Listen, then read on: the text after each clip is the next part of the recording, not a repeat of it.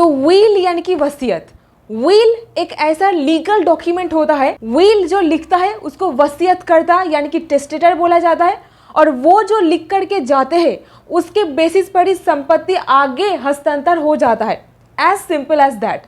तो ये जो विल है ये बहुत ही इसको पवित्र यानी कि प्योर माना जाता है। क्यों माना जाता है?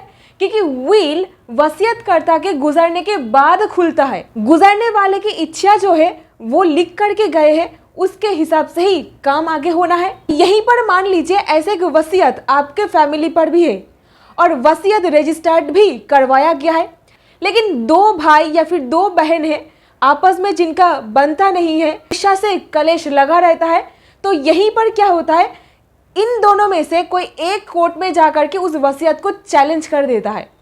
अब यहीं पर सारा फसाद का जड़ शुरू हो जाता है।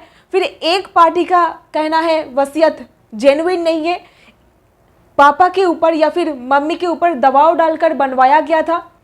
ऑपोजिट पार्टी का कहना होता है बिल्कुल भी नहीं, वसीयत बिल्कुल वैलिड है, जेन्युइन है। तो यहीं पर सबसे इंपॉर्टेंट बात, जो वसीयत के वैलिडिटी के ऊपर चैलेंज करता है उनको ही प्रूव भी करना पड़ता है, एविडेंस भी लाना पड़ता है कोर्ट के समक्ष कि आप प्रूफ करो, आपको दिक्कत है ना, आपको प्रॉब्लम है इस वसीयत से, तो आप एविडेंस लाओ कि ये वसीयत जेन्युइन नहीं है इसके पक्ष में। तो यहीं पर हाल ही में ही 21 जुलाई 2025 को ऑनरेबल सुप्रीम कोर्ट के सामने एक केस पहुंचता है, जहां पर डिटेल में डिस्कशन करी गई। जो इंसान वसीयत के वैलिडिटी के ऊपर सवाल उठाएगा उनके ऊपर ही बर्डन ऑफ प्रूफ रहेगा। तो केस का नाम है Mettapalli Lasumbai since deceased versus Mettapalli Muthai D by legal representatives, civil appeal number 5921 of 2015, date of order 21 July 2025, reportable judgement है। तो facts of the case summary में सबसे पहले इन लोगों के ये फैमिली ट्री को जरा देखिए। सबसे पहले मेट्टापल्ली रजम्मा, फिर मेट्टापल्ली रजन्ना, ये है पिता और ये बेटा। तो इस हिसाब से ये ग्रैंडफादर हो गए, और ग्रैंडफादर कोई भी वसीयत लिख करके नहीं गए थे। सो इंटेस्टेट उनका डेथ हो गया था। अब इनका जो सारा प्रॉपर्टी और किसके पास, इनके बेटा के पास आएगा, ठीक है। और बेटा क्या करता है जरा देखिए।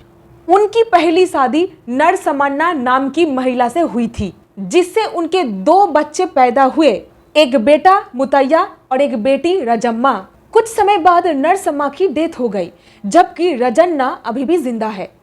माता गुजर जाती है, पिता अभी जीवित है। यहीं पर पिता ने की दूसरी शादी, सेकंड पत्नी का नाम है लसुम्बाई, लेकिन रजम्मा और दूसरी पत्नी लसुम्बाई के कोई बच्चे नहीं हुए। और यहीं पर रजन्ना का देहांत 1983 में हो गया, और उनकी बेटी रजम्मा भी कुछ समय बाद बिना कोई वसीयत के मर गई। और फिर इसके बाद रजन्ना का जो प्रॉपर्टी है उसको लेकर के विवाद शुरू हो गई कि कौन इसका असली हकदार है। इनके द्वारा एक रजिस्टर्ड विल और एक ओरल फैमिली सेटलमेंट डीड, जहां पर डिस्ट्रीब्यूशन रिलेटेड कुछ बात करी गई थी। यहीं पर देखिए विल में बेनिफिशियरी इन लोगों को बनाया गया था। लसुम्बाई सेकेंड वाइफ को, जो रिसीव करेगा 6.16 एकड़ जमीन, और मुतैया पहली बीवी से जो बड़ा बेटा आया है उसको मिलेगा 1.16 एकड़। फिर रजम्मा डॉटर पहली बीवी से जो रिसीव करेगा 2.34 एकड़। कौन से गांव में प्रॉपर्टी है वो भी लिख करके गए थे। यहीं पर सेकेंड पत्नी को शेयर मिला था 6.16 एकड़ का जमीन, इसमें से 2 एकड़ वो बेच देती है एक संजीव रेड्डी नाम के इंसान को, और बाकी का जो 4 एकड़ जमीन है वो जनार्दन रेड्डी नाम के एक इंसान को बेचने वाली थी आगे। और यही पॉइंट पर पहली पत्नी से जो बेटा है मुतैया ने ऑब्जेक्शन किया कि एंसेस्ट्रल प्रॉपर्टी का अभी भी कोई पार्टीशन नहीं हुआ है, वो इस तरीके से प्रॉपर्टी नहीं बेच सकती है, ये बोल करके। और बेटा ने यह भी बोला कि लसुम्बाई का कोई भी अधिकार, कोई भी क्लेम नहीं है इस पर्टिकुलर प्रॉपर्टी के ऊपर। मुतैया जा करके इंजंक्शन सूट फाइल कर दे उसको रोकने के लिए, ताकि वो कोई जमीन बेच ना पाए।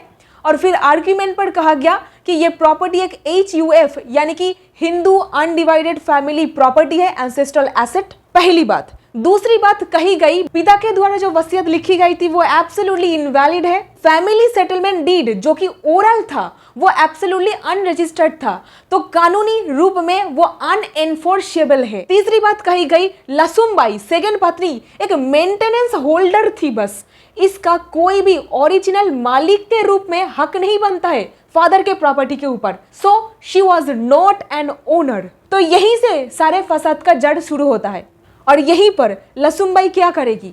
लसुमबाई को तो डिफेंस करना है ना, वो अटैक कर रहा है और आपको डिफेंस करना है। तो लसुमबाई के द्वारा डिफेंस पर कहा गया टोटल जमीन 18 एकड़ 6 घंटास का जमीन था, बहुत बड़ी जमीन। अभी देखिए, जनरली स्पीकिंग एक वसीयत अगर रजिस्टर्ड हो तो उसको जेन्युइन समझ ही लिया जाता है अगर उसका एग्जीक्यूशन ड्यूली किया गया हो।